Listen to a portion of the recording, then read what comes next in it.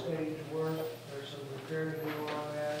There will be some areas that we have to close off as well.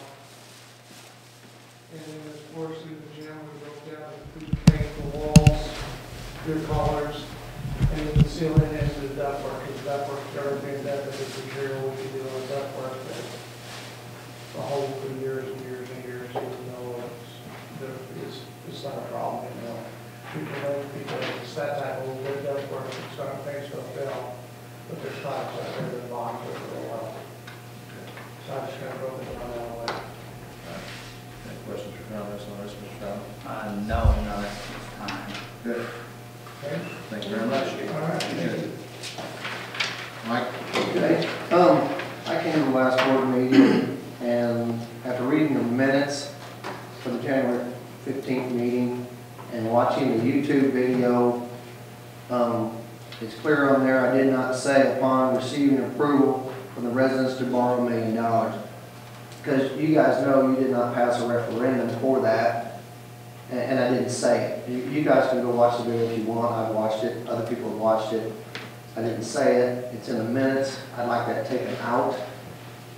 And of course, I didn't say that because that's not what you did. You did levy the $1 million, and the taxpayers did not stop you from doing so, and that's just a fact. All right. We'll take care of that. Okay. We'll take care of that. Okay. Now, then my other question was, my son comes home the other day and says there's something going on with asbestos at the Illiopolis School, and I'm just curious out of safety concerns, what is going on in Illiopolis with asbestos.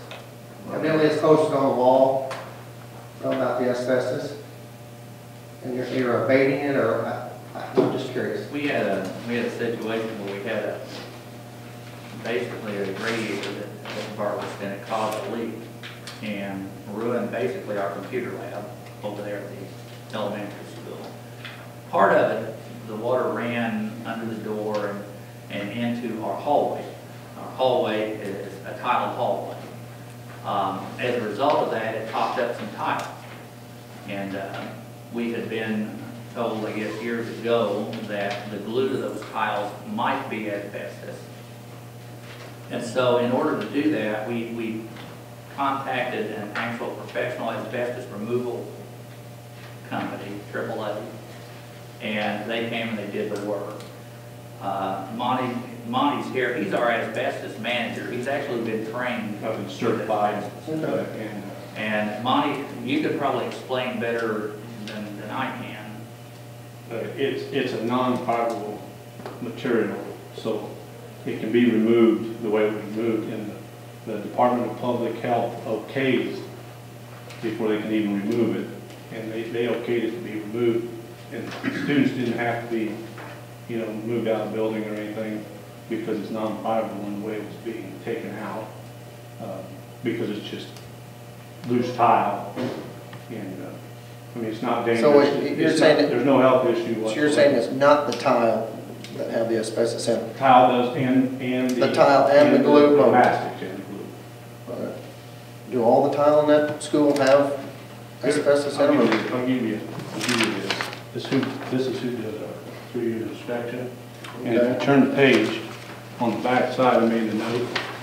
If you've got any questions you need answered, this AAA, this Lee, he can answer all. He's got all the certificates and stuff where it was okay to remove it and how they removed it. And it was okayed by the Illinois Department of Public Health to do it the way they did it. Call me naive, but I kind of assumed, seeing as how it's 2014, that most asbestos was out of schools and abated. And what kind of abatement plan do we have? I know you have something on file, but are you removing a certain amount each year, or? Well, I don't think we have necessarily a schedule. It's more like when an incident happens like this, since it's non-friable asbestos, it is the risk of harm is negligible. Matter of fact, the guys that actually picked up the tile and moved it didn't even use masks or gloves. Gloves or not. I mean, we are we're removing it as things come up to get what remaining that we have out.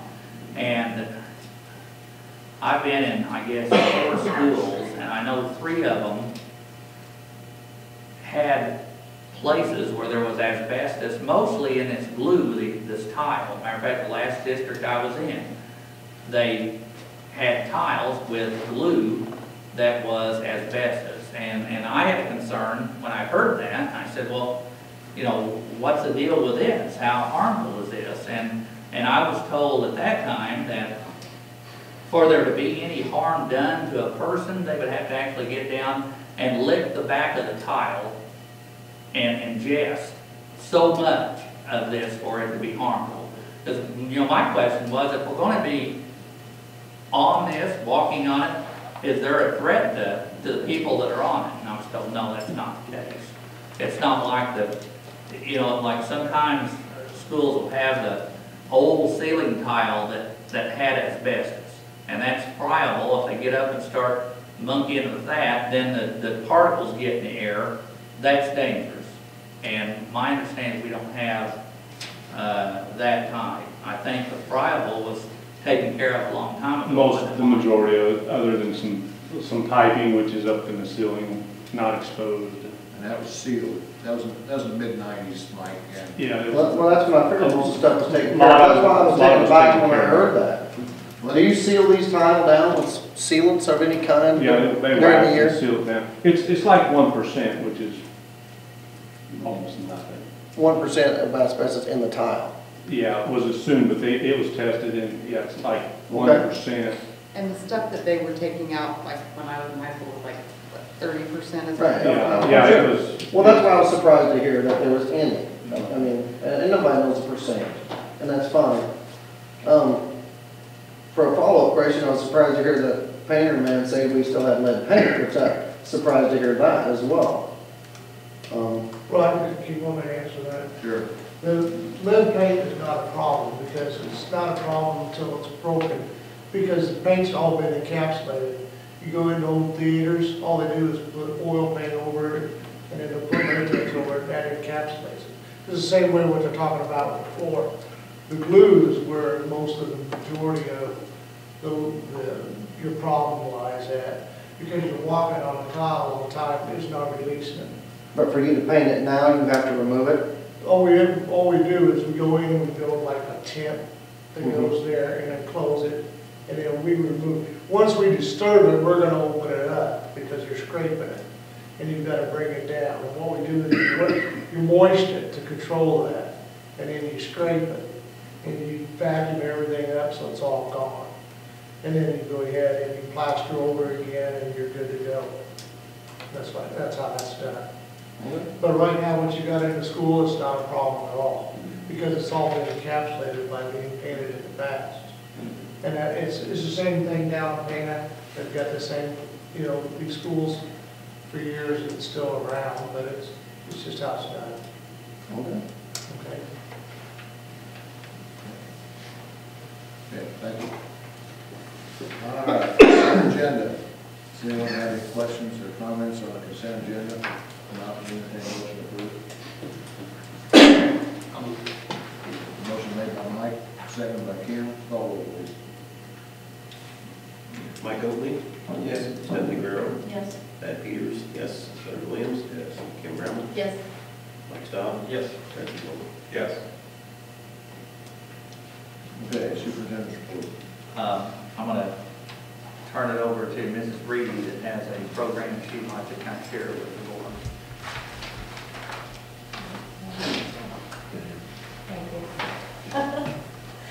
Okay.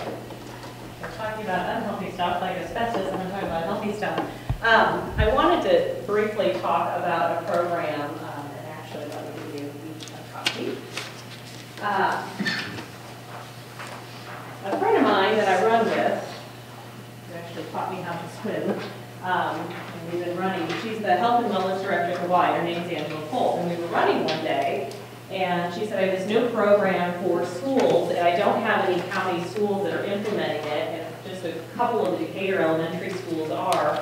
And she said, would you be interested? Of course, anything that we could do would be the first. I'm interested. So I wanted to hear more about it. And she explained it to me, and I was excited because what it is It's a program for students, and in fact, she delivered for free, totally free, 12 of these kits to our school, which have all of these materials.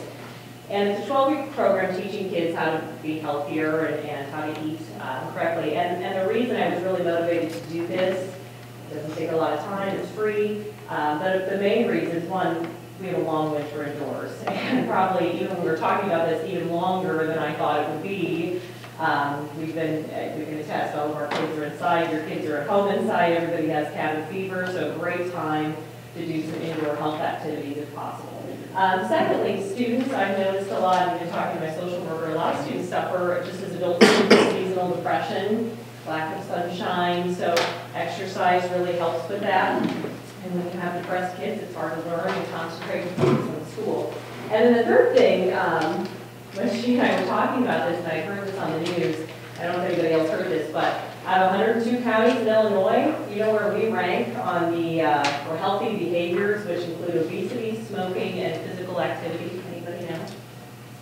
102 out of 102. So we are right at the bottom in Macon County for health. So I feel, I know fitness is a big part of my life, and the students know that, and if I can do something, and my staff can do something to help the kiddos get excited about fitness and make it a lifestyle, not just a temporary diet, but a lifestyle change, it will only pour over into their learning. So we have a 12-week program at school, and what these tubs are, we have our wonderful PE teacher, Ms. Blakeman. She is teaching a lesson, and it comes with, ready set materials once a week, and I don't know if you have any materials that have come home. Excellent, yay. So these are coming home. So she teaches them in PE class on Mondays, and we talk about them all week, and then the teachers actually are participating as well. So we're trying to model for them, but there's a lot of exercises. So 10 minutes a day in the classroom, they're taking a little brain break from learning and getting up and moving. And again, in the winter months, we're not moving quite as much, and everybody's feeling tired and lethargic. It's really helped. So it's been fun to see the kids moving, and even I've had the teachers come in and say, turn the heat down, it's a little sweaty in here. But the kids see them moving, they see me moving, and it's just a great program. But they actually came with enough fans for every student in the school to have one and use one. So some of the topics that they covered, it's all in here, ready to go. We talked about food labels. It's amazing, even adults that I talk to that don't quite understand food labels and proteins and carbs and sodium and things like that, and ingredients. So we looked at all of that. Family exercise, water consumption, we talked about portions, we'll learn about the new food plate or pyramid, fruits, veggies, nutrients, limiting screen time. Struggle with that with my own kiddos at home always. And I probably, you notice yourselves in the winter, I don't pick it up my phone more. We've got our head down instead of being physically active. And something interesting too, they used to always say working out, a couple times a week for 30 minutes was enough. Now they're saying 3 times a week, 45 minutes, a little longer. So we're telling the kids about that, and then sugar drinks. So those are some of the topics that they will learn over the course of 12 weeks. So I like the home connection. I always want to reach out to the home, and we've been able to do this by sending materials home. The kids are going home and talking about it. Teachers are working together. But also I wanted to think of a way, how could we make this a community connection as well? So when I was talking to, sorry, go back to everybody. When I was talking to Angela Folk about this, I said, how can we take what the Y is doing for our students and stretch it out to the community, because we all need to be healthy. So what I proposed, and the Y is helping with this, is the Why Not 5210 Sangamon Valley Health Challenge. So what you have here, you see what the 5210 stands for, and it connects to what the students are doing. The 5 stands for 5 servings of fruits and vegetables daily. Which if you think about that, have you had 5 yet today? Some of us are good about that, some days I know I'm not. 2 hours or less of screen time, that's what the 2 stands for. The 1 hour or more of physical activity, to try to do that is at one sustained time even. And then the 0 sugar sweetened drinks. So that's a tough one for a lot of us too, to give some of those things up. So that's what the 5210 is. So my challenge, and actually the students and I have been talking, and staff, and we all want to challenge all of you in the community, and we're talking staff, board members, as well as parents and even community members. So spread the word if you know someone in the community who doesn't have a kid in school, but they want to participate in this. You can pick up a form at the office, and I'll get this, try to get the word out and send it to other places. But I've kept it really simple. So if you're not, doesn't involve a computer or anything like that, but for 6 weeks, we're challenging you to every week at least try to exercise for 3 hours a week. And I put some options on here on the sample page to show you that that can include pushing a stroller, unloading groceries from a car, if you keep track of those, maybe parking a little bit farther in the Walmart parking lot and walking, keeping track of those minutes. There's all shoveling snow. How many of you have been doing that? That's great exercise, so you can count that. So if you record, I did a sample one, record your weekly goal. You could do all 3 hours in one day or spread it out through the week, however you want to do that. But then the other part, connecting to what the kids are doing, is at least you could do one of the 5210 things during the day. So on my sample sheet on Monday, I chose the 2 hours or less of screen time. That was my goal for the day. So very simple tracking sheets. Our challenge to the community and everyone is, if you do this for 6 weeks, the Decatur YMCA will give you 1 month free, 1 month free single membership. So this is for 18 and older. You have to be 18 years or older to do that. But if you don't have a Y membership now, it's a great opportunity. It will expire at the end of the month, or at the end of the month, is that right? Expire at the end of August. So you have from, if you get this turned in by April, I put a date on there, April 16th, do your 6 weeks, turn this into one of the school offices. I will turn your name into the Y. All you have to do then is show up to the Y, they'll give you an application, you have a free month. So, and usually they're pretty good about if you already have a membership to maybe give you 1 month free or discount for that 1 month for participating. I'll have to double check on that, but 1 month free membership is kind of the incentive for doing that, and you may find even some more activities and things that you enjoy there. So again, open to the community, so spread the word. Any community members that don't have kids in school that would be interested in participating and getting 1 month free wine membership, we can be healthier everywhere. But what I love is that, again, we're modeling for our students and showing them that we're making an effort to be a little bit healthier. Thanks. I'm gonna give it a shot. Great. Any questions? Questions? You can do it, Mike? I need to. Farming counts. I looked, and there are apps, and I should have put more on here, but I personally use an app on my phone called My Fitness Pal, and you can plug in your foods and your exercise and everything, and I love, I put sledding with my boys, so I plug that in, or shoveling the driveway, and so, I mean, even on farming, hunting, all kinds of things, it will tell you calories burned per hour, what level, so it gives you an idea. So there are a lot of apps on there where you can keep track of things, but it's amazing, there are a lot of things that you can do that will count as exercise. Cleaning, vacuuming, all of those things. They sent something home today.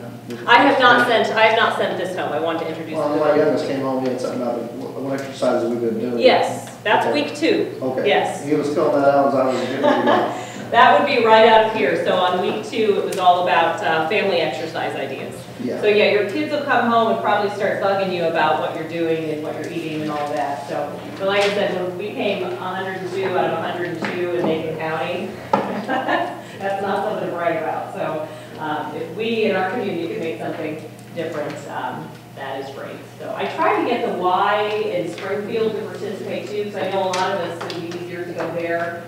They were not as apt to give that month free away. So we tried, Angela Fulton tried really hard, but we did not quite get that done. So thank you.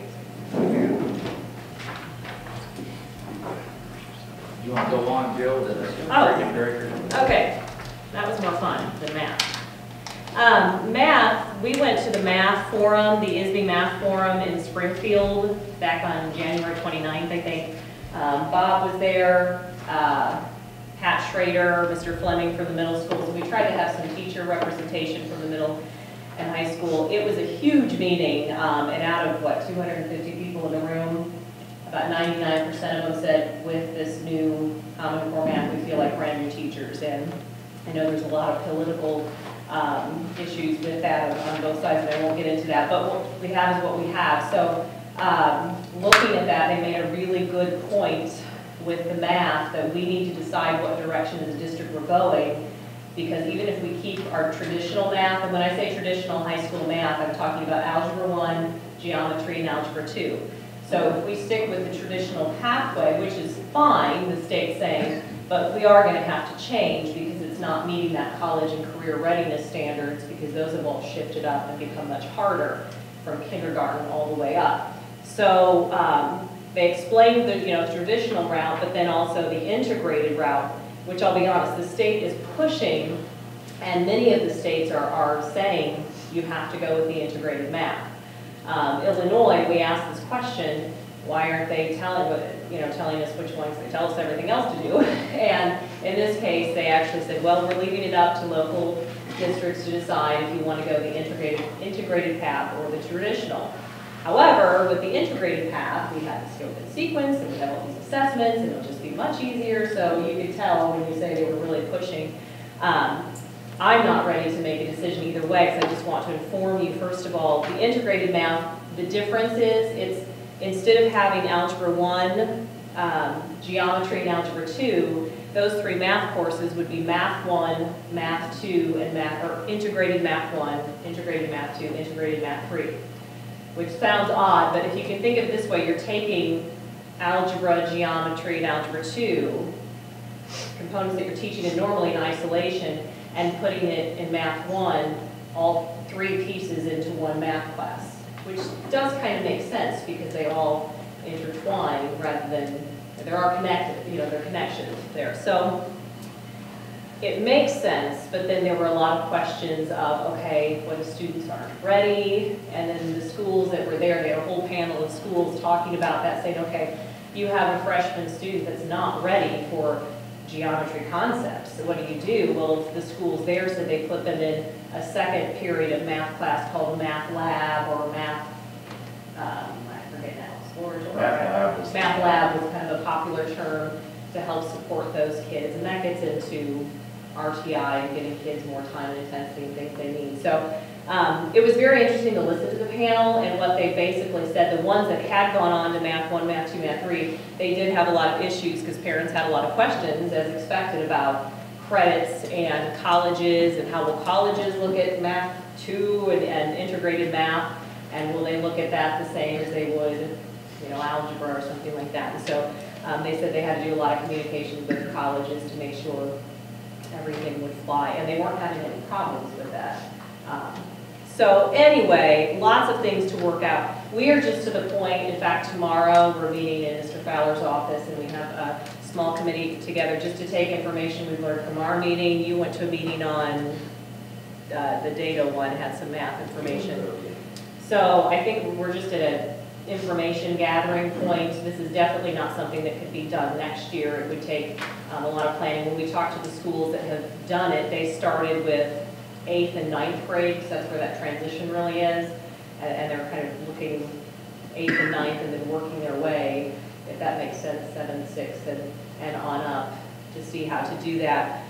But they've had to have a lot of planning, because as we learned with Common Core, there are not textbooks available for Common Core. Even at the elementary level, our teachers are working really hard to look at the Common Core and the scope and sequences that are developed for math, and say, okay, we do have a really good math curriculum, but now Common Core is saying what we were teaching in 3rd grade is now taught in 4th, and this is taught in 2nd, so they're having to take a scope and sequence and take maybe 3 grade levels and pull what matches the Common Core and also supplement the things that they're finding. So it's a lot of work right now, and they're doing a fantastic job, but they're also overwhelmed, and that's what the majority of the people that did math, these are secondary math teachers, have taught for years, saying, I have a binder full of resources that I'm pulling from our textbook, but I'm also pulling from other places because there are gaps in our old curriculum that don't match what we need to be teaching. So a lot of communication needs to be done.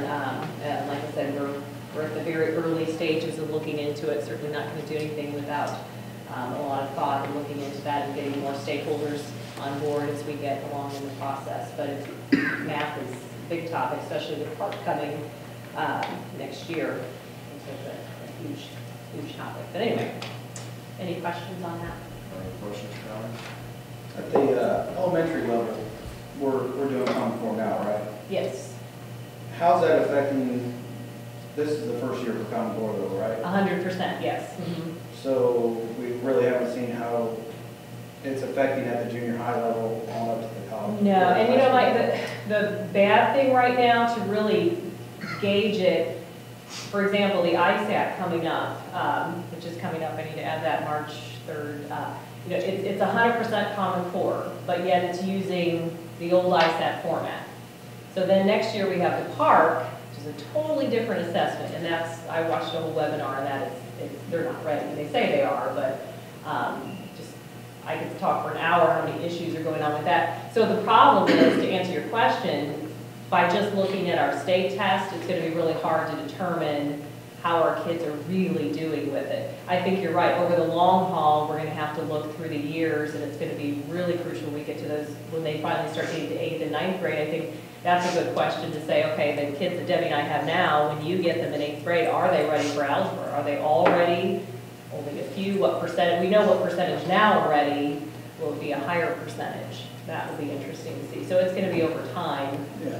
I think at some point, we're going to have to create local assessments and things to really evaluate that, And to I get a think true that- picture. That's the key, is using local assessments, because the trend data that we're gonna have from ISAC isn't going to be validated because we're using different standards and different tests 3 years in a row now. They'll be using different things. So comparing that data and saying, okay, this is how our 3rd graders did last year and how they'll do as 4th graders this year and 5th graders next year, they're 3 completely different assessments.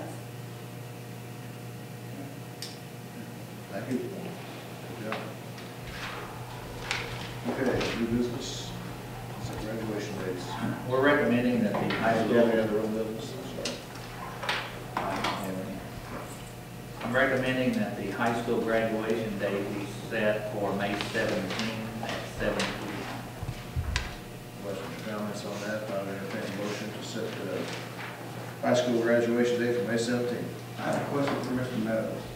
Last year during graduation, we had some girls that had to take like a college placement test or something during the rehearsal. Do you know of anything that might be conflicting with anything around that date?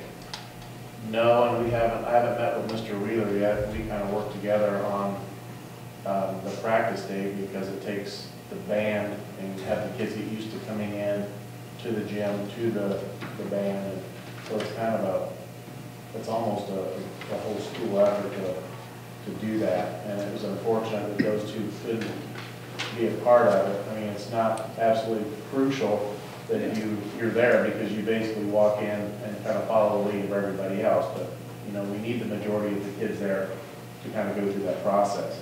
I'll talk to Mr. Wheeler tomorrow, and we'll probably try to set that for Friday the 16th. And then I will communicate that with our tech kids and see if there's any sort of conflict. Here, there shouldn't be, but I don't know what that is. Okay. Okay. Need a motion to set the Sangamon Valley High School graduation date for May 17th, 2014, at 7 p.m. Motion made by Kim, seconded by Mike Stahl. All in favor, say aye. Aye. Opposed? Motion carried. Okay. We're then recommending the middle school graduation date be set for Friday, May 16th. Questions or comments there? Not entertain a motion to set the Sangamon Valley Middle School graduation for May 16th, 2014, at 7 p.m. Motion made by Brad, seconded by Stephanie. All in favor, say aye. Aye. Opposed? Wrestling co-op. We had talked, I guess, a month or so ago about an invitation from Warrensburg High School regarding a wrestling co-op. There were some ideas thrown out, and I guess this is something that you as a board need to decide a direction to go on that. And just kind of let us know what you want to do going forward. What kind of numbers do we come out with? Well, we had a total of 7 high school kids expressed an interest, but we found that 2 of those kids would be ineligible. So we're down to 5. Now, the 5, we're not sure how many of those 5 are actually serious about doing it. This was not something that was approached to us by anybody within Sangamon Valley. This was asked by Warrensburg High School, so. And did we assess the 8th graders too that will be next year? Well, again, I think, Mr. Field, you asked some, It was kind of a similar situation. I think we had maybe 12 or so say that they might, but they had a lot of questions with that. Is that going in for football time? Is that going in for basketball? You know, is it, you know, and a couple of them would probably have been eligible as well. So, I mean, it was pretty well the same aspect that we're seeing at the high school. So when is the wrestling season? Right now? It's going So is this on. something that we can kind of investigate and then bring it up in the fall? Well, I'd say, Or do we like, have to do it before the new school Yeah. thing? I called Warrensburg, and they were kind of wanting to know what we were planning on doing, because if we don't accept this invitation, they'd like to, you know, they're going to go look somewhere else. And, you know, I think it's a great opportunity for us. I mean, they've said that they're going to pick up the whole bill, we just have to pay the $50 athletic fee. well, we would have transportation costs involved. That would be another issue. When I talked to her, she said that we could just have the kids figure out their own transportation there. No, that's not up to them to decide there. yeah. That's something we can decide here. Yes, and you're taking liability by doing that. If you just let the kids get to one of our sponsored activities, that's why we've always been against that in the past. And,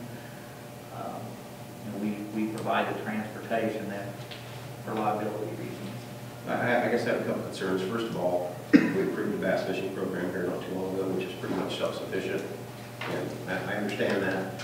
My concern at that point in time with that program is that, you know, we talked about the possibility of not having any 6th grade sports and, you know, allowing the 6th graders to go out for tryout with the 7th and 8th graders. You know, we've cut some sports as far as the number of away games and things along those lines. I just, you know, the future doesn't look real bright financially. I just don't know if adding sports, we would be responsible for transportation because we've discussed issues like that in the past. And we just can't go sending kids on their own somewhere because that's a big liability to the school district or whatever. I guess my other thing we brought up the last meeting when we discussed this was the possibility of looking into a co-op with Tri-City. I don't know if there's any interest for them there yet, or if we've made much headway with that. I know in the past when they've had a co-op agreement with Riverton, they got out of that agreement as soon as they could so they could go ahead and send their sports over here so that we could have, you know, as much, work together as much as we could as far as the co-ops go. And I think that's probably the route that we need to try to maintain, is to try to work within the co-op that we got right now. It's already successful. I did ask one of the Tri-City board members, and they said do not have a wrestling program. No, they do not. Do not. It'd be something we'd have to start up from scratch. So they used to do something with Riverton a while back, but Before that, they had their own team for a lot of years. We just sent kids over there. I actually sent a couple of several years ago. Legitimately, what kind of cost are you looking at transportation? I mean, I don't expect a perfect number, but Well, one of us, I 5 nights a think week. I think we, about 10.50 an hour, I believe, is what we pay drivers. So depending on getting over there, then the price weight on it to get done with the practice. I don't know how long they practice. I don't know. I've never been to school with hand wrestling, so I don't know much about high school wrestling. Figure a good 3 hours and usually everything. I would guess at 3 hours would be a safe bet. I'd like to see us, I'm not in favor of anything, less than 12 period, really. But I think that before we just jump to Warrensburg, I think we ought to get a hold of the Tri-City, see if they're interested, because doing it with them, I think, would help the football program. It might get some of the kids who don't play basketball, maybe we get some more kids involved in the football program over there if they're on the wrestling team. And it certainly make them stronger, in a better condition. So, we at least ought to explore it. One thing too, whenever we were approached a few years ago with a soccer co-op with LSA, so we decided at that point in time to not pursue that. So that was the same thing with transportation is what we're going to be responsible for. I think the soccer one would be great, man. There's so many kids in the spring that don't play football. Yeah. I mean, Scott, you're an expert on wrestling. I mean, you just can't walk into a wrestling mat and, I mean, you're sophomore, junior in high school and go, I'm ready. I mean, you gotta start when you're second, third, first grade, so, I mean, we're kind of way behind the 8 ball on this one. Well, I think it's a great opportunity, and I'm ready to make a motion for it right now. I think I'm sorry. Go ahead.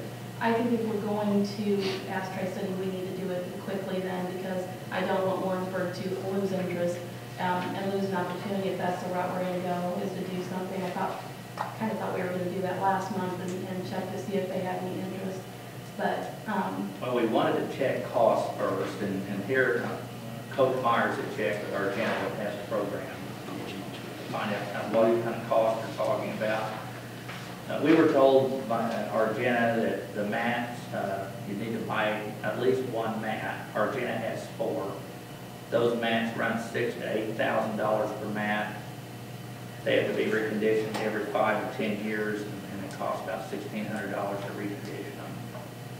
Then there's a thing called a singlet, $50 to $60 per uniform, one set per kid.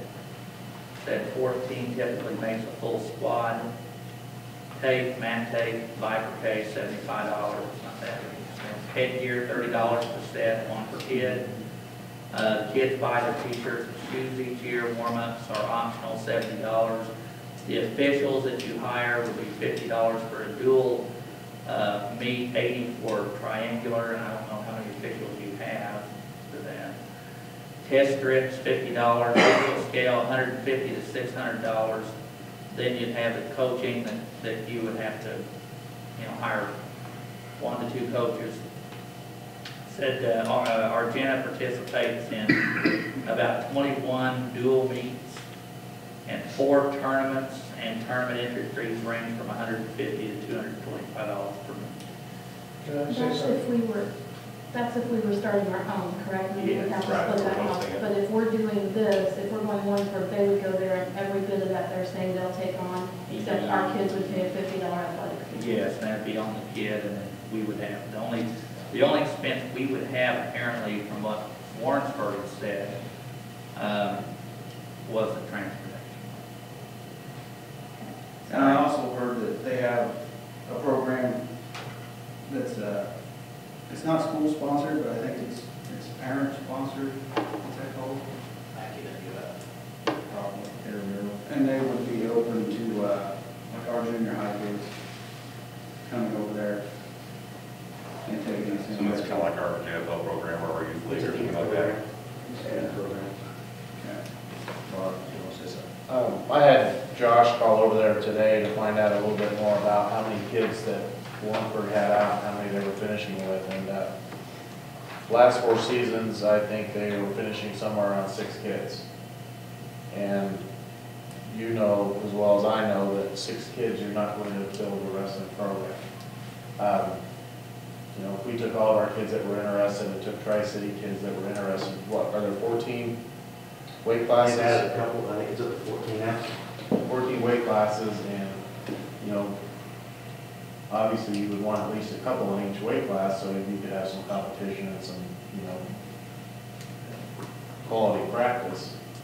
I don't know, that just seems like wishful thinking to try to get that many kids interested, even with us and Tri-City. Yes, I'm not really in favor of period either direction. I mean, I agree with that on the scenario of, cutting, or, financially, obviously from a financial perspective, us hosting it doesn't sound like very much of an option. The only way I can be remotely in favor of that is if, like, say, Tri-City, you want to do is split the whole cost 50-50 instead of the way we do something before. I think Coach Myers had a concern also about logistics, about storing these mats, so these mats are 38 by 38.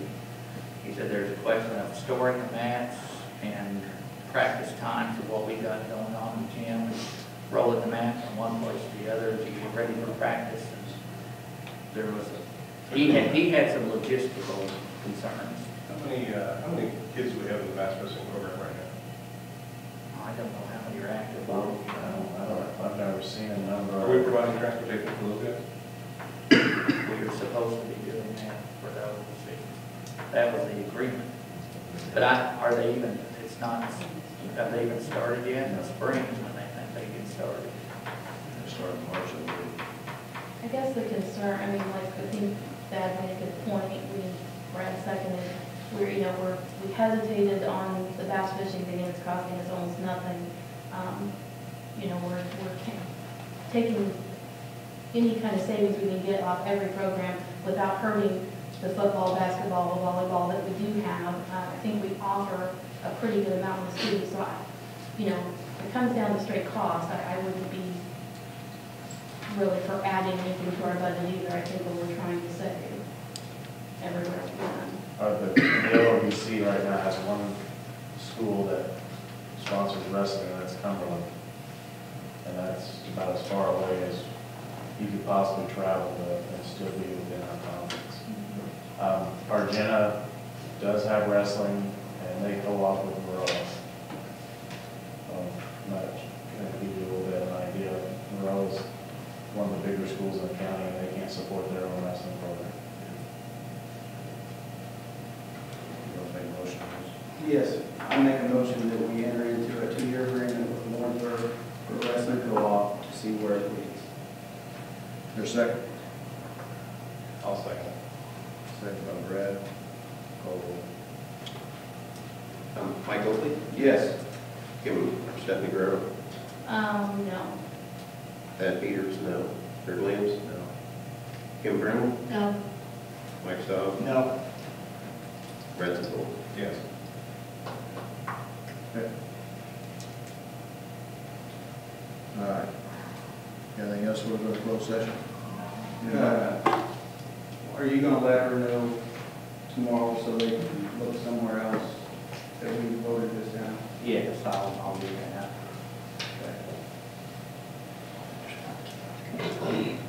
Okay, need a motion for the closed session. So moved. Motion made by Kim, second by Brad, and call the roll, please.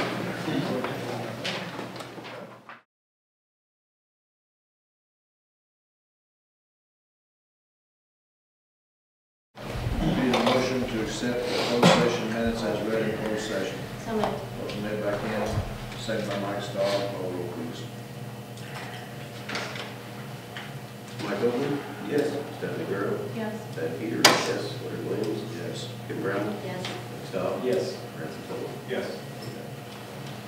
Okay. We need a motion to accept the resignation of Ray Goodwin as custodian effective February 3rd, 2014. Made by Brad Santola. Your second. Second. Second by Kim. All in favor, say aye. Aye. Opposed?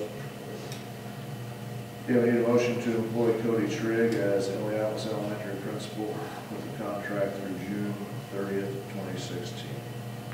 So moved. Motion made by Kim. Your second. Second by Stephanie. Call roll, please.